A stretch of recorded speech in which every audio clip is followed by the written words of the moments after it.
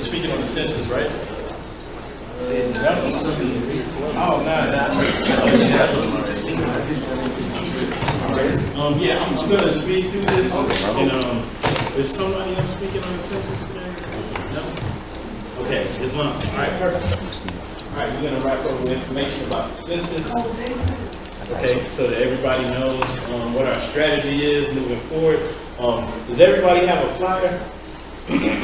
On one side of the flyer has information about the mission here, Mission 30. Then on the other side gives you clear information on the census, okay, and what our strategy is moving forward. So I'm going to run through this really quick just to give you an idea of why we're moving like we are. Now, of course, it's Black History Month, February. As Moorish Americans, we do take issue with the word black because we have knowledge and information. We understand that it alludes to slavery. And we also know that while we support and we appreciate everything about Black History Month, where we're celebrating our inventors, some of the great accomplishments that we've done here in the Americas, we also take issue with the fact that they started us off as slavery. Like literally. It doesn't go back farther than that. It's slave ships, all the atrocities on up, to now. And that's pretty much where it starts. We're going to explain why it starts like that, okay?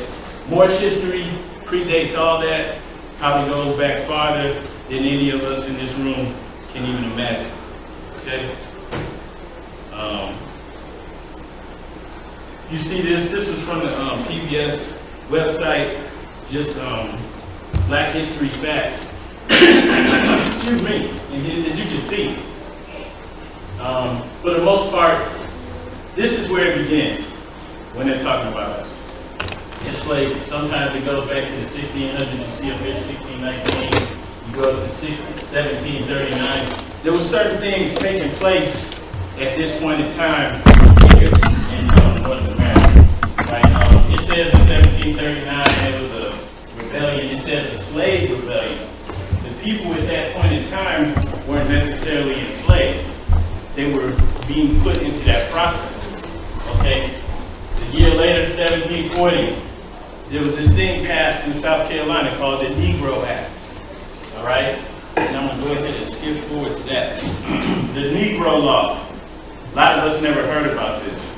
But with the Negro Law, you see all this stuff was all written about us. All right? If you look right over there, section 4, it says, the term Negro is confined to slave Africans, and in parentheses, the ancient Berbers. Berbers means Moor. Okay? So the term Negro is confined to slave Africans. That's it. And their descendants. It does not embrace the free inhabitants of Africa, people who had a history, like the Egyptians. They can't enslave them. They built pyramids. The Moors, who are the Egyptians as well, but they built pyramids all over the world. Or the Negro Asiatics, such as the Lascars. Right? So what's going on here is not saying, oh, you bad, you black, I hate black. Like, yeah, right. You know what I'm saying? I love myself, I love my people. We as Moorish Americans love and embrace who we are, but we understand that that's not us. This is something that they distorted and created to enslave us, to abuse us, to mistreat us, to trick us out of our birthright, to disconnect us from our illustrious past. Okay? That's all it's about. It's something that they created. So we're not saying, oh, black is bad. No. We're saying that's not who we are. You guys created that like, what, 200 something years ago? And that's all it goes back to is slavery. Right? That's all. That's not who we are. Okay, so moving forward, you said 1740, the Negro Law in South Carolina. That's not it. It evolved into these things called the Black Codes. So by the year 1864 through 1865, it's being inundated, or it's being applied all across the nation to our people. And so it doesn't matter if you have tribal ties, whether it's to some nation in Africa, or it's to the indigenous people here who look like us as well. It doesn't matter. They're like, okay, everyone in this room, I don't care how light or dark you are, would have been considered a Negro. And that's what the black codes were about. You just read these snippets like from Wikipedia. The black codes, sometimes called black laws, were laws governing the conduct of African Americans, free blacks. They were free people. All right, because they always act like everybody. Anytime they see someone that looked like us, oh, he was a slave. She was an escaped slave. But there were people who were born free. But anyway, so the black codes were laws governing the conduct of African Americans, free blacks. The best known of them were passed in 1865 and 1866 by southern states after the American Civil War in order to restrict African Americans' freedom and compel them to work for low wages. And then going down here from the Encyclopedia Britannica, the slave code. Look at the term, it's slave code. Black codes are slave codes. United States. African Americans, black code. Slavery in the United States. And it's telling, during 1780 to 1864, right? Well, this is a summary. But if you go into here, it's showing you how that's equating to slavery, right? These were put on us to restrict our movement. There was far too many of us over here to be controlled. The stories, that get told often paint us as docile. We were just being ruled over. It's a lot more difficult than that.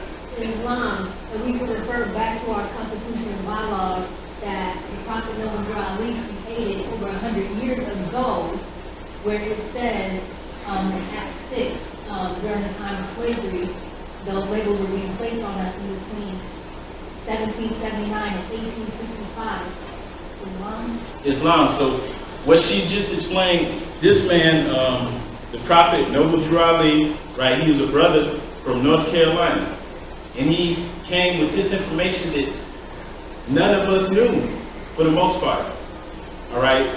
It doesn't take long to strip a people of who they are. If you can get one generation and maybe ship those children off to different places, ship people here and there, and mark them as a Negro, put them into slavery, into bondage, after that next generation, they don't know who they are anymore. Because they're going to get, those children are going to get whatever was being forced on them. Okay? And so this is what was occurring from that time period, 1794 on up to 1865. In this 1800s, you still had some of us who had tribal ties to this land here, knew who they were.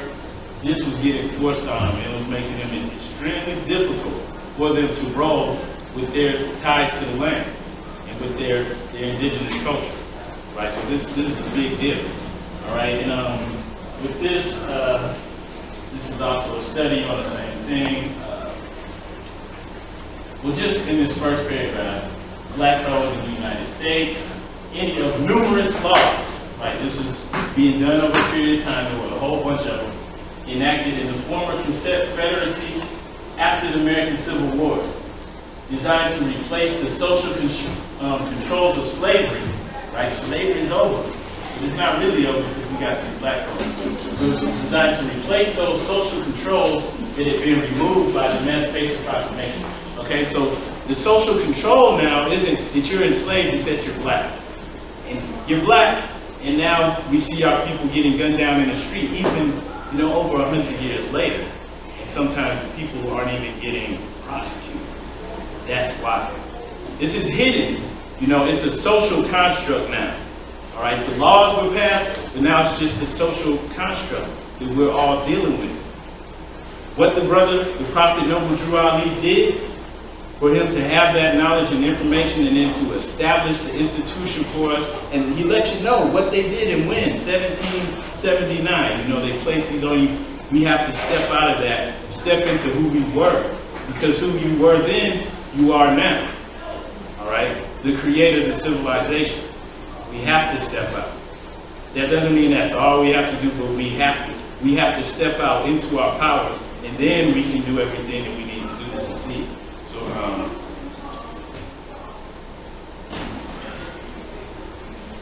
I wanted to show you another thing that was going on in this same time period, right?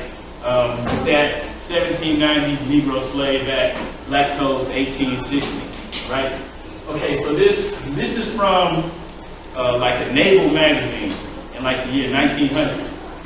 Okay, and if you can see this short thing about the author, they're officials. This guy was like a senator, or he wrote a biography about 2 senators, and he's piecing together history from a visit from some American diplomats who went to, I think, Tripoli. I could be mistaken, but they went to like Algiers or Tripoli in North Africa. All right. The reason they had to go was because they had to pay tribute to the Dey there. The Dey was like a ruler, and he's somebody who's dark-skinned, full beard. You know, he's gonna have a turban or a fez on. All right. And this was like the ruler of the state. So why do these American diplomats have to go there? Because they weren't able to just travel the seas and trade, make money freely. They had to pay tribute to people who look like us. While our people were going through all this stuff here, right? That's why I was saying, when it says slaves, those people that they were dealing with in the 1700s weren't slaves. These were free people. They were getting tricked into slavery. All right, they were being trapped and sold into bondage. It was war. All right, so I'm just gonna read this real quick. This is talking about a ship, the USS George Washington of 1798, which carried our 3 ministers plenipotentiary that were appointed by President John Adams, representing the sovereign power of the United States, crossed the Atlantic with a cargo of tribute money and military stores as a present to the Dey of Algiers, in appropriation of his wrath over a slight delay of paying our annual tribute to the black potentate. This was a dark-skinned man who was a leader, and the United States has to go and pay him tribute just so that they can make a little money. This is 1798. So when they start our history off as slavery, this was going on at the same time. And I'm also going to talk about what was going on here too, real quickly. So they're dealing with the black potentate. Now, he was a Moor. We don't deal with that word black. But that's good, because you can't deny it. They're calling him a black leader, right? Okay, you know, we don't deal with that slave term. It's descriptive. USS George Washington of 1798 slumped behind the wall of Algiers. So they coming into the port of Algiers, close under the guns of Moorish batteries. You know, they got the guns on them. They ready. They're ready for these Americans to arrive. And they get in there, it says, our ministers, they dog them out. It says, our ministers, plenipotentiary of 1798, are being presented to the Dey, were compelled to remove their shoes in the courtyard, crawl up many flights of stone stairs to a small dungeon-like apartment having barrel windows, and there each and severely kiss the hands of the shaggy beast. So they're making them take their shoes off and crawl up these stone stairs, you know, in the palace to like a dungeon-like room. This is what they think of them. And the whole time, they're like, you know, they're scowling at them, they're like intimidating them, you know, and they're treating them like dogs. And these are American diplomats. And they're coming to pay tribute. They're giving him money and things from his military. And they're like, you know, treating them like this in 1798. And paying tribute to this pirate ruler of Barbary. Anytime you hear pirates, Barbary, they're talking about us. The United States condoned at least the lowest ideals of human government, which meant the raiding of northern shores of the Mediterranean and the capture of whole villages of Christian men, women, and children, and their subjection to the horrors of Muslim bondage. Okay, so what this is saying, you know, in addition to them being dogged out and getting treated horribly, by them even being there and giving him tribute, it means they condone the slavery of Europeans. So wow, this, you know, they're giving us the black history, we were so messed up and we getting beat. All whole entire European villages were being raided, and they were being sold into slavery. Okay, I'm not saying this stuff is right. I'm not saying this to brag like, yeah, look at what we did. Because, you know what I'm saying, we're not in a good condition now. You know, it's like the table's been flipped. So it wasn't all good. We weren't all good either, but they don't even tell you that part because that's empowered.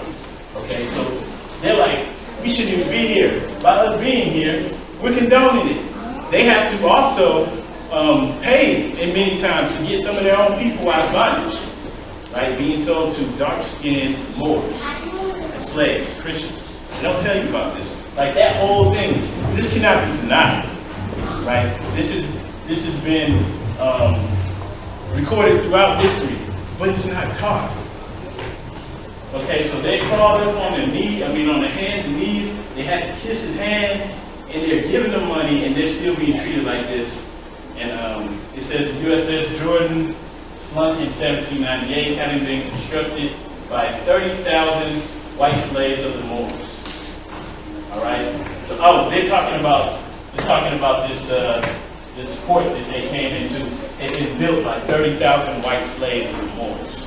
Right. So they had slaves like that, and they're using them to build their constructions and stuff like this. So, this is crazy. And this wasn't taught. But I was just letting you know this is going on at the same time. I'm not gonna read the rest of that. So, what was going on over here? All right. We're going to go to Philadelphia. Right, this article it's talking about a casino in Philly. They're probably trying to make up some tribe or something so they can make their own casino. But anyway, it's talking about the real indigenous people somewhere in here. Okay, so it's saying in Philadelphia, right? In 1777. It has also uncovered a rare relic of American Indians in a place known to them as Shek-a-Mexem. Shek-a-Mexem is taken from the speech of the Lenape Indians who lived along the Delaware River when the first Dutch and Swedish colonists arrived. It means either place of eels or place of chiefs. We're going to talk about real quickly why that's significant. Penn, you might have heard of William Penn before. That's who Pennsylvania was named after. It was with the Indian chiefs. Excuse me, not eels. That Penn made his great treaty of peace and justice. Right? So when they first got here, one of the first things they do as Europeans is go to this place called Shek-a-Mexem, which is Philadelphia today. All right? And Shek-a-Mexem was like the capital. This is like a meeting place for the chiefs, for the leaders to come. All right, but we're going to talk about why that's important. Okay. All right, real quickly too. This is also I don't remember what book this is from, but just real quick down here, they're talking about this same place, Philadelphia, Shek-a-Mexem. This guy says that the name of this place, written as we know now, Shek-a-Mexem, signifies the place of eels from Shek-a-Mek, the Indian name of that fish. We have nothing to say against the etymology, blah, blah, blah, blah, blah. But just once again, they're saying the place of eels. And then also down here, when you go down, they're saying that it also has something to do with the king or the chief. And it's the Indian termination, which indicates locality in the place where the Shek-a-Mexem may be naturally explained as a place where the chiefs meet or resort, or holding conferences or treaties. Right, so Philadelphia, Shek-a-Mexem. Why does that matter? One more. The European dealt with Moors in Africa as well as America. So you saw, like when we were saying, what happened in Algiers, that's North Africa. You know, what's happening? Right? They're getting embarrassed. Right? They're being treated horribly. And unfairly too, because they're getting taxed by several different barbaric states. They're going to pay them tribute, somebody else over here, oh, you paying them? Or you paying us too? Like for real. That's like what was going on. And so over here, the Treaty of Shek-a-Mexem is also called the Great Treaty, was a legendary treaty between William Penn and the Delaware Indians. The Delaware Indians were also called the Delaware Moors. All right, in 1682. All right.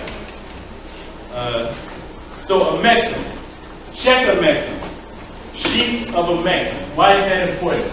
Okay, this is from chapter 47 of the Holy Quran, which is brought to us by a brother from North Carolina, Prophet Noble Drew Ali. What did he say? Verse 3. He's talking about our past. His father Ham and his family were second. Then came the word Ethiopia, which means the demarcation line of the dominion of a Mexem.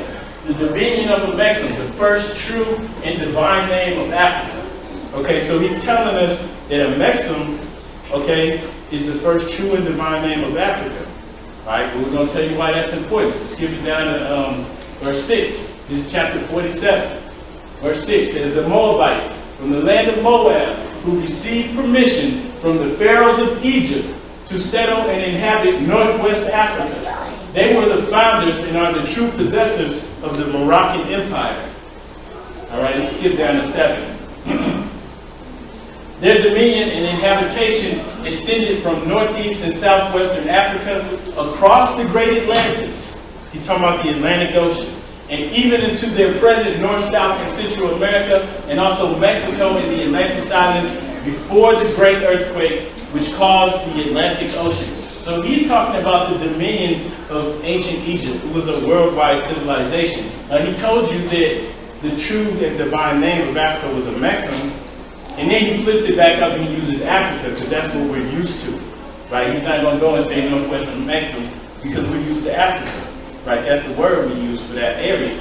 But this is Amexem. Right? So he's saying the Moabites from the land of Moab received permission from the pharaohs of Egypt. So if the pharaoh of Egypt is like your ruler, you know what I'm saying? That means you're Egyptian. Right? So the Moabs were Egyptians. And their pharaoh gave them permission to settle northwest Africa. Right? And then he says that their dominion extended from northeast and southwest Africa, which is Amexem, across the Great Atlantis to the present North, South, and Central America. Okay? This is Northwest Africa, and South America, Southwest Africa. And we've been over here so long that we were here even before the great earthquake which caused the Atlantic Ocean. What your ancient forefathers were, you are today without doubt or contradiction. This is why we don't go with the term black.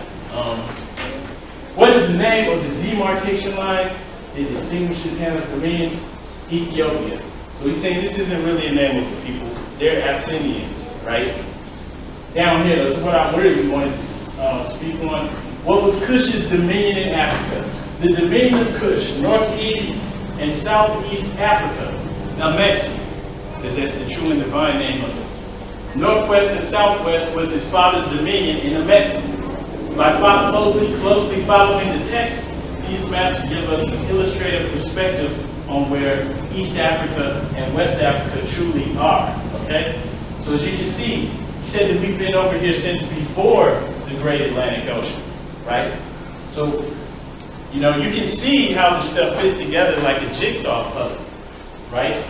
This is, you know, Northwest Africa, or Northwest Amexem, Southwest Amexem, or Southwest Africa. You know, that we can say Africa because that's what we're used to. He just told us Amexem was the first true and divine name of Africa. You know what I'm saying? But if we want to speak to everyone so that other people can understand, we say Africa. Well, it doesn't matter to us. All right. Down here, you've got some etymology where Morocco, Berber, Marrakesh, Morocco, Berber word for it is America, which means the farthest west, America, like America. All right.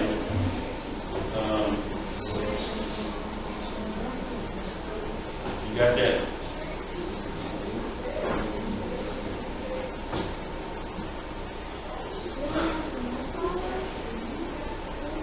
So we've been over here for a long time, right? There's no reason for us to go by terms that somebody made up 2 minutes later.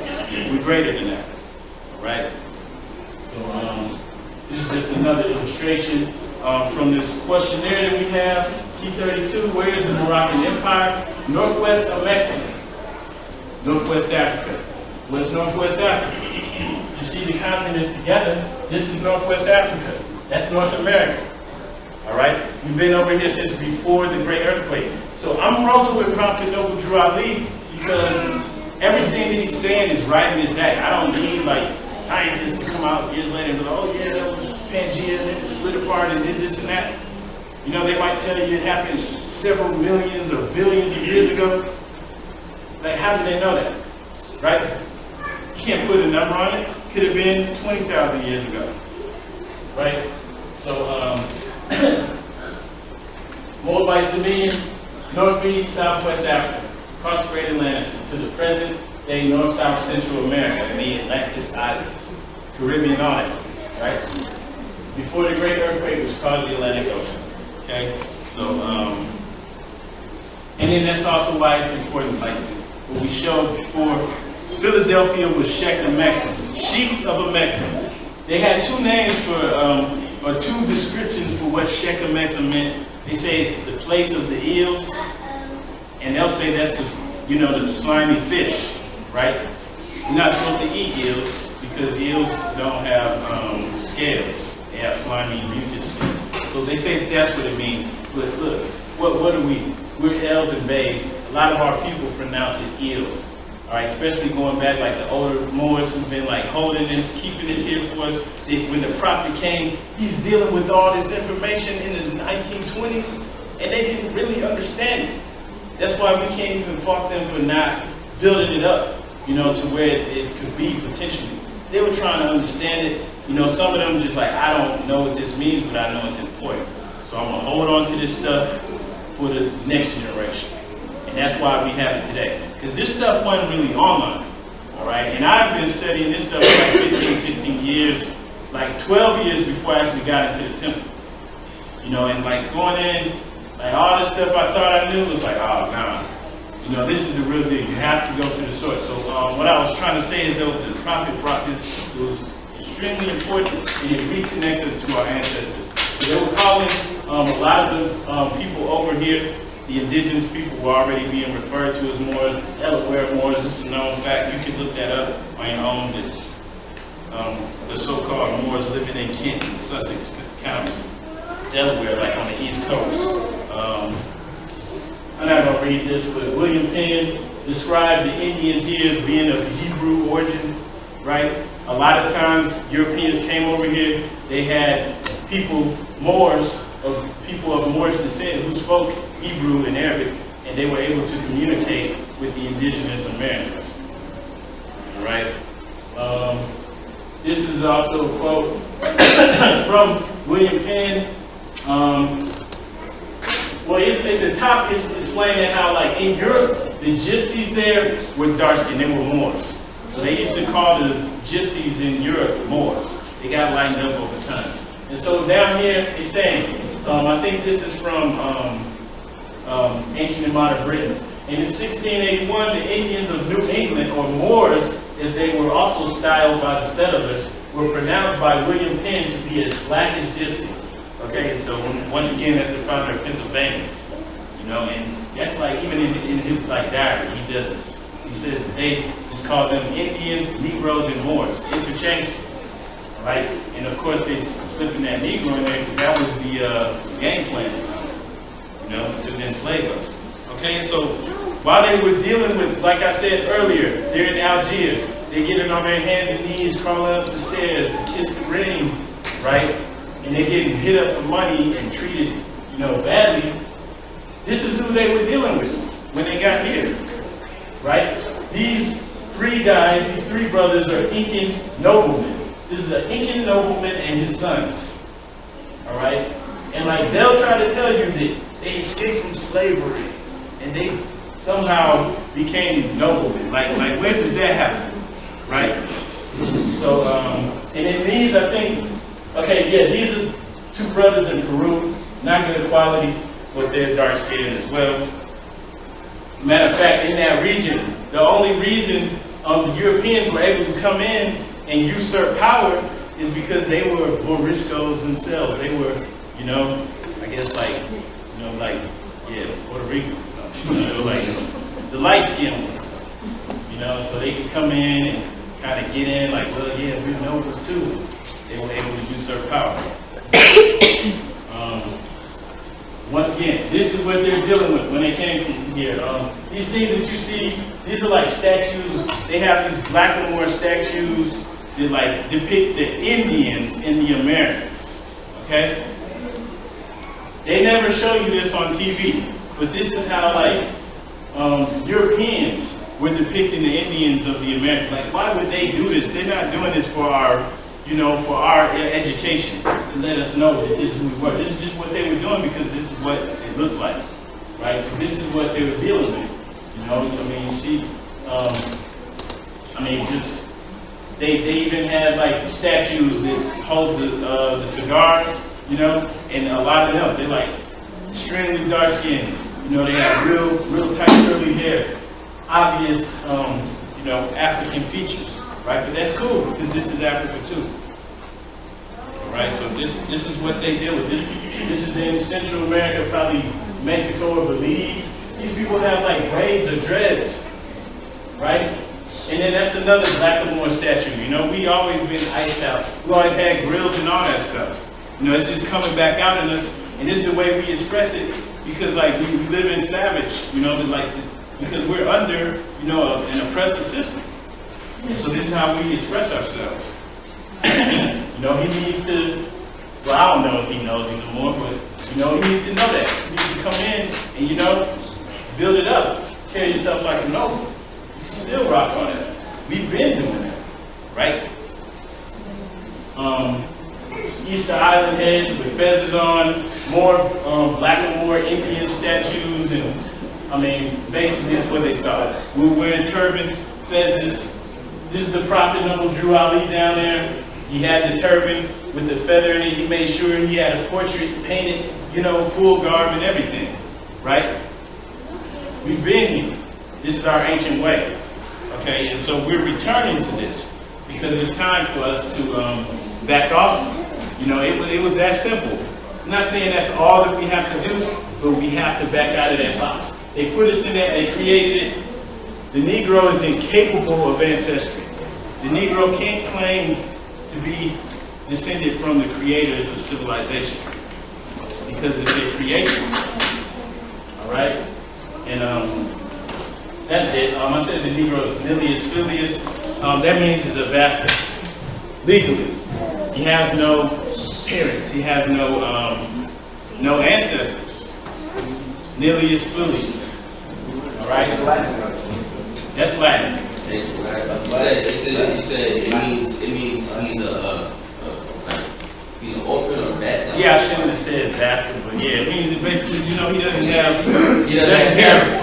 Don't have ancestors. He's incapable of ancestors. It's like similar to saying ward of the state. Yeah, yeah. Okay. Basically, and that's why, you know, when things like Katrina happens, you know, I think Venezuela, Cuba was trying to send aid, send doctors and stuff, and the United States is like, nope.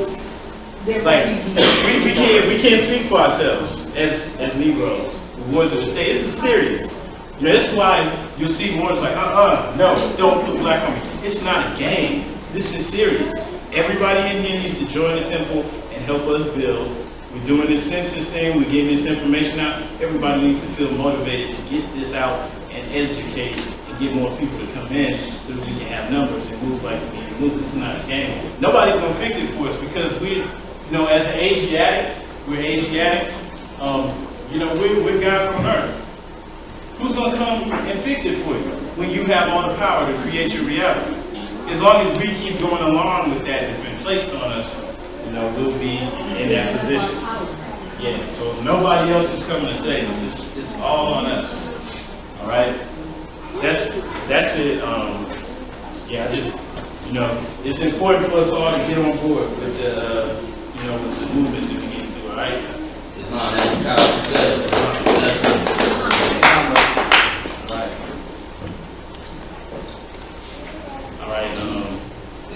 Islam, when you send some of them slides into the joints so we can use it, because that right there, I know I better see it, so I know somebody that's coming in not knowing half of what we talk, especially like, yo, you see these feathers, like these Indian feathers, like you know what I mean? Yeah. A lot of that, Islam. So we have just 2 more speakers, and that's it.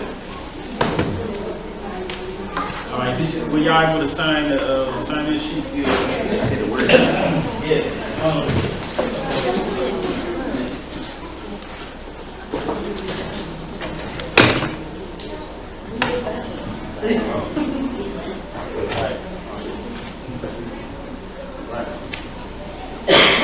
One thing, just so you know, when we press hands, we don't shake. It's more just press hands just like that. Just if you see, like I'm not like shaking off, I'm not trying to shake your hand. Another person. All right. So, you want to go, brother?